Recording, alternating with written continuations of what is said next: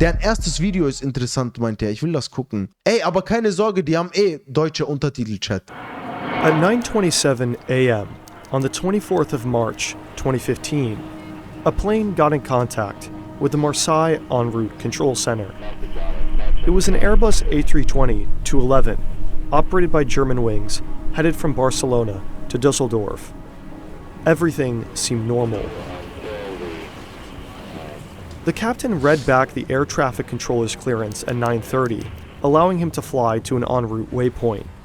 Only a few minutes later, Oh mein Gott, wisst ihr, was letztes passiert? Ey, das ist mir gerade eingefallen. Wisst ihr, was letztes passiert ist, wo ich nach Alanya geflogen bin? Bruder, ey, der Pilot hat irgendwas falsch gemacht und er ist losgeflogen, hat aber das Flugzeug wieder gestoppt mit irgendeiner Notbremse oder so. Oh, das Flugzeug wurde durchgeschüttelt, seine Mutter. Jeder ist auf die Fresse geflogen, ne? Bam, hat das gemacht. Alle so. Jeder am Schreien, Bro. Kinder am Weinen und so. Geisteskrank. Das war so gruselig. something was off.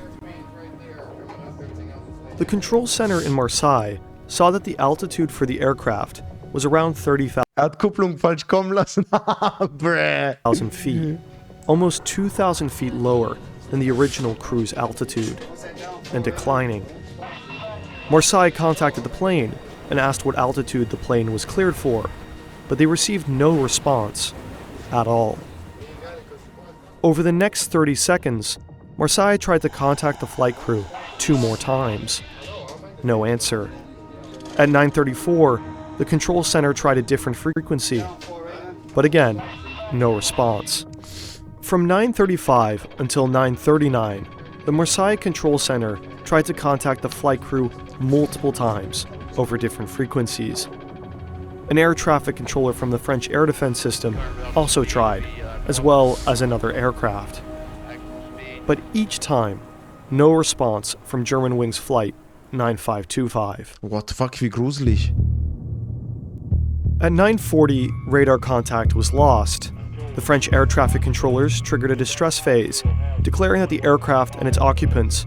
Ey, wisst ihr, was eine Sache ist, die meinen Kopf zerfetzt hat, ne? Okay, guck mal, vom Post Malone, man kann halten von dem, was man will, okay? Bro, der Typ ist in seiner eigenen Welt, in seinem eigenen Film, ne? Aber wisst ihr, was ich geisteskrank finde, Bro? Hat letztens darüber geredet, er meinte irgendwie, wie gruselig es doch ist, dass alles eigentlich immer mehr gesteuert wird durch so eine gewisse Frequenz, durch Abstand. Die meisten Maschinen, die sogar im Krieg benutzt werden, da sitzen ja nicht mal Leute drin, die werden ja ferngesteuert. Er meinte, wie gruselig ist das eigentlich, dass wenn eine Person abgefuckt genug ist oder smart genug, die das hacken könnte und das kontrollieren könnte. Findet ihr das nicht creepy? Ich meine, auch Flugzeuge, wie die kommunizieren, alles wird kontrolliert von Technik. Und wenn da so ein abgefuckter Typ kommt und der das alles irgendwie hacken oder fernsteuern könnte, Bro, ist das nicht gruselig, seine Mutter? Ey, ich weiß ja nicht, das hat voll meinen Kopf auseinandergenommen, wallah. Man stellt euch vor, so Länder führen Krieg, Gott bewahre, natürlich Krieg, katastrophale Sache. Ihr wisst, ich bin Flüchtlingskind seit meiner Geburt, aufgrund von Krieg, aber khair inshallah. Aber so Länder führen Krieg und da kommt ein Typ und der steuert plötzlich diese Sachen und er macht damit, was er will. So, plötzlich er schießt die Rakete dahin, dies und das und so weiter und so fort. Boah, das ist doch todescreepy. Du musst schon Megamind sein, um die hacken zu können. Okay, das check ich schon, Ishak. Aber das alleine, dass die Möglichkeit da ist, findest du das nicht gruselig? Aber ich finde das schon krank.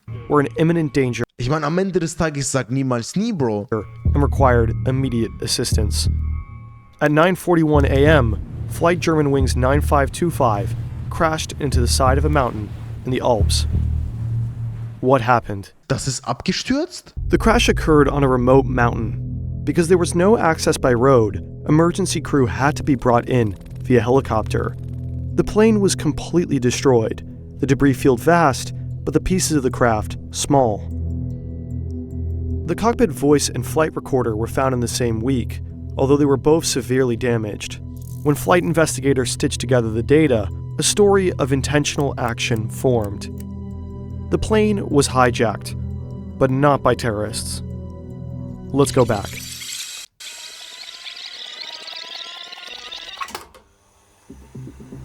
After the aircraft leveled off at its cruise altitude, the captain left the cockpit to go to the bathroom at 9:30. While he was Boah, ey, im Flieger auf Klo gehen, ne? Sagt man eigentlich der größte Krampf, Bruder. Bruder, wieder so wackelt. In the bathroom, the plane was almost immediately set for a different altitude in the cockpit. At 9:34, the captain came back and requested access, but he got none. The door was locked. As he stood in front of that cockpit door, the captain began to understand. Oh mein Gott, wie schlimm muss das für ihn gewesen sein, das den Leuten an Bord zu sagen. So gruselig. Ach du Scheiße. The co-pilot had hijacked the plane, and he had no way of getting in. Was ein Psycho. After 2001, cockpits were changed in order to protect those flying the plane from potential hijackers. To enter the cockpit, a crew member has to call the cockpit on the intercom and press the pound key on a keypad, which buzzes the cockpit.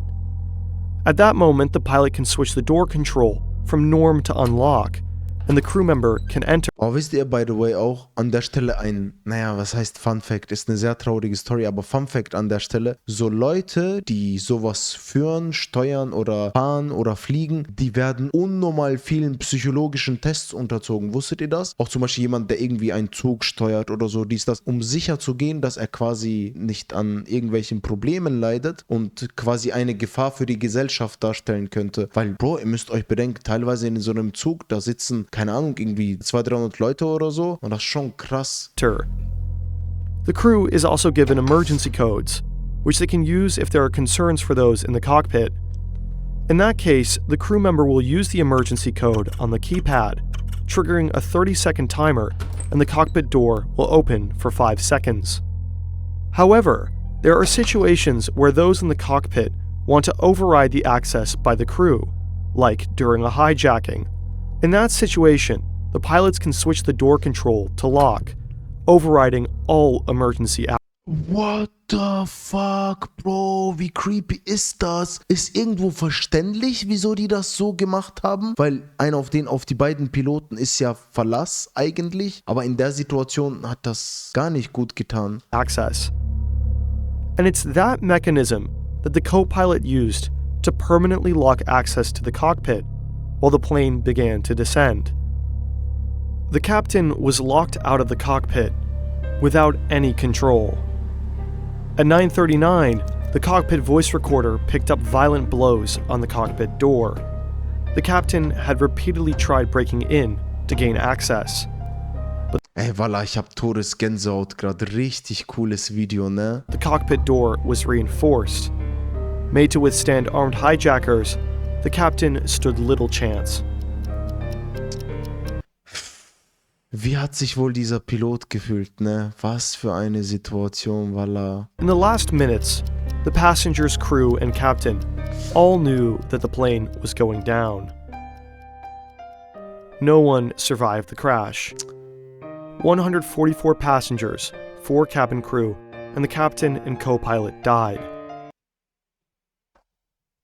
Wallah, ich hab grad Schock.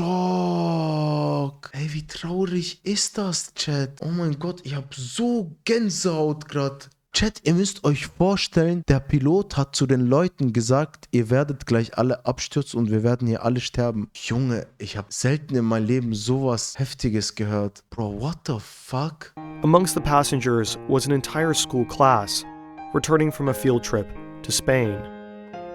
The captain, Patrick Sondenheimer, was a 34-year-old father of 2.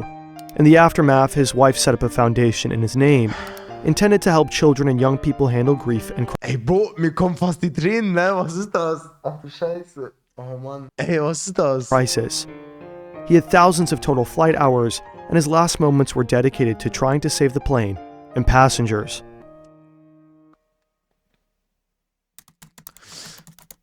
Warnung, der nächste Abschnitt ist nicht für alle Zuschauer geeignet. The co-pilot was 27 years old, and from a young age, he was passionate about flying. His bedroom had posters of Airbus, Boeing, and Lufthansa, and he'd become an expert glider pilot as a child. He joined Lufthansa's flight academy straight out of school, but only a few months into the program, he stopped. He was suffering from a deep depressive episode, treated with antidepressants, and spent multiple months in the care of a psychiatrist. Eventually, he received a medical recommendation declaring that he was in remission. After a few Warte, aber ich verstehe nicht, wie kann es dann sein, dass die ihn noch haben als Co-Pilot fliegen lassen? months, his student pilot license and fit-to-fly medical certificate were restored. But if he needed any more psychiatric treatment, he'd be grounded from flying. Ich meine, wenn die doch festgestellt haben, dass er sogar diese Probleme hatte, wieso lassen die ihn nochmal fliegen? Sorry, ne? Klingt vielleicht ein bisschen brutalmäßig. Ja, es könnte ja sein, dass er sich gebessert hat. Aber ich finde, dafür sollte man nicht die Leben dieser Menschen riskieren. So, was ist das? But he continued with his training until he ran into a problem. Genau, das ist ein Skandal von Lufthansa. Sie haben Teilschuld. While filling out a document required by the US Federal Aviation Administration to fly at an Arizona-based, Lufthansa-operated flight school, he said that he had never been diagnosed with any mental disorders. Er hat das verheimlicht. This was a lie, and he got caught. Lying on an FAA application can lead to a jail offense or the end of a flying career. But the FAA Ja, genau, er hat einfach gelogen. gave him a second chance. He admitted to depression and was accepted to go to Arizona. Hey, Bro, was ist das? Er hat zugegeben, dass er Depressionen hatte und so, dies, das. Und die haben ihn trotzdem fliegen lassen? Wallah, Freunde, guck mal, bitte, versteht das nicht falsch. Wirklich, mein Herz ist bei jedem, der an einem psychischen Leiden hängt oder der irgendwelche Schmerzen durchmacht oder denen es nicht gut geht. Ich hoffe aber, ihr versteht einfach den Punkt, dass wenn ein Mensch ein psychisches Leiden hat oder hatte, sollte man ihn nicht an ein Flugzeug lassen als Pilot. Ich meine, da sind doch andere Menschen drin, weißt du? Guck mal, ich sogar selber, wenn ich ein Problem hätte, was in diesem Ausmaß wäre, Gott bewahre. Ich meine, natürlich, man kann immer groß reden, aber auch sogar, wenn du doch ein Fahrzeug steuerst und du merkst, du bist irgendwie müde oder so, dies, das. Bro, du hast doch noch mehr Angst und lässt doch lieber jemand anderen fahren, weil du weißt, ey, hinten sitzt vielleicht ein Kind oder so. Ich will sein Leben nicht gefährden. Du fährst doch nicht auf Krampf weiter, Bruder. In 2013, he joined Germanwings, a low-budget airline owned by Lufthansa. And a year later, his depression returned. He thought he was going blind, visiting ophthalmologists and neurologists multiple times per week because he was seeing stars, halos, flashes of light. Freunde, sehr kritisches Thema. Aber hart, ja. Hart, was da passiert ist. Streaks and flying insects. But the doctor's scans didn't find much. He was diagnosed with hypochondriacal disorder, as well as emergent psychosis from his family doctor. And that doctor urged him to go to a psychiatric clinic, but he'd do no such thing. Instead, in January of 2015, he returned to the psychiatrist that had helped him in the first place. He received psychotherapy and went on heavy antidepressants while continuing. Freunde, das ist ja keine kleine Sache, ne? Wie krank ist bitte diese Story? Das war ja keine Person, die einmal beim Psychiater war, danach ging es ihm gut und alles war okay. Er war ja mehrere Monate öfter dort und ist wieder zu ihm gegangen, nachdem er wieder an Depressionen litt, Medikamente bekommen hat und so weiter. So. Ich verstehe nicht, wie kann es sein, dass die ihn dann als Pilot fliegen lassen? Also wenn es der Hausarzt wusste, wenn es der Psychiater wusste, wenn es alle wussten, wie ist so ein Versagen möglich, dass dann am Ende 144 Passagiere sterben. To work and fly. From February to March, he received multiple sick notes from multiple doctors. He wasn't all right, and he wanted something to change. 4 days before the crash, he turned to his computer to understand the locking mechanism on the Airbus A320 cockpit door. On his outbound flight from Düsseldorf to Barcelona, he tested the descent settings for a moment while Sondenheimer was outside the cockpit. On the return flight, he used it to bring down the plane. Also ich sage euch ehrlich, dieser Vorfall, den hat bestimmt jeder Pilot mitbekommen, ne? Und stellt euch vor, was jetzt mit der Psyche der Piloten passiert. Ich weiß nicht, also in dem Moment hat man doch Todesangst, auf Klo zu gehen überhaupt. Bro, du willst doch das Cockpit doch gar nicht mehr verlassen, seien wir mal ehrlich. How could this have happened? Pilots are required to do health screenings and annual checkups, but mental health is easier overlooked than physical. Natürlich, Freunde, das ist so am Ende des Tages ein psychisch kaputter Mensch, sage ich mal. Aber nichtsdestotrotz will ich meinen Kommentar dazu abgeben. Ich hoffe, ihr versteht das. Aber dass dieser Mensch das nicht mal aus Emotionen oder aus seinem psychischen Knacks in dem Moment getan hat, sondern das schon länger geplant hat. What the fuck, ey, wirklich, was ist das? Und dass man dann noch die Leben der anderen Leute damit reinzerrt. Wallah, ich bin schockiert. Physical. Since pilots operate under an honor system, they're expected to self-evaluate their health. And this can be an issue. The co-pilot was declared unfit to work by his doctor, but he decided to just not tell his employer. But if someone like him is a risk to public safety, a doctor can break doctor-patient confidentiality and report him to authorities. So why didn't at least one of the multiple doctors who wrote multiple sick notes and declared him unfit to fly think that the co-pilot may have presented a risk for public safety? Enough of a risk that he couldn't be trusted to report himself. We don't know. The doctors may have believed the co-pilot was a risk to himself, but not to others. Being depressed does not make you a killer. Or maybe the doctors were just scared. Breaking doctor-patient confidentiality does not come without risks. Krass.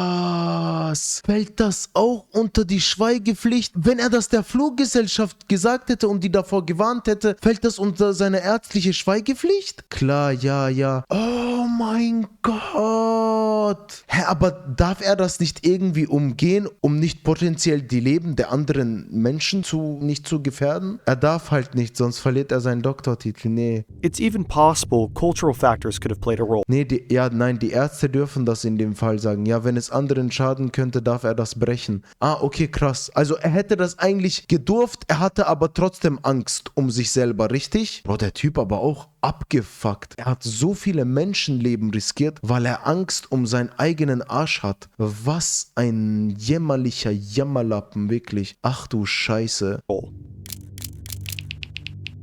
Privacy and data protection are valued really highly in Germany. But trying to understand why doctor-patient confidentiality wasn't broken is a dilemma and issue best left to healthcare professionals and ethics professors. And unfortunately, we're YouTubers. So we encourage you to read more about... Nein, der Doktor hat es so gesehen, dass er nur eine Gefahr für sich selbst wäre und nicht für andere. Aber Aluja, das macht doch gar keinen Sinn. Der Typ ist Pilot. Wenn du 1 und 1 zusammenziehst, wenn er doch in dem Moment sich sogar selber was antut, auch Katastrophe, natürlich. Aber dann schadet er doch auch den Leuten, die an Bord sind, Theo. Das ist doch sein Beruf. ...in these articles. Also das klingt für mich einfach wie eine dämliche Ausrede. Nonetheless, when you're watching this today, it's important to understand that this type of incident is incredibly unlikely. In the aftermath, the European Aviation Safety Agency proposed multiple safety regulations. Psychological screening for pilots increased, and multiple airlines adopted a 2-person in the cockpit at all time rule, although Lufthansa has recently phased this out. In 2015, Germanwings was rebranded to Eurowings. The decision was made prior to the crash. Ey, aber hat das Germanwings und so nicht geschadet bis zum geht nicht mehr, Chat? What the fuck, deren Autorität ist doch komplett am Arsch, oder nicht? Ja, Todes, die gibt es ja nicht mehr, ja, deswegen Namenwechsel, ja. Prior to the crash.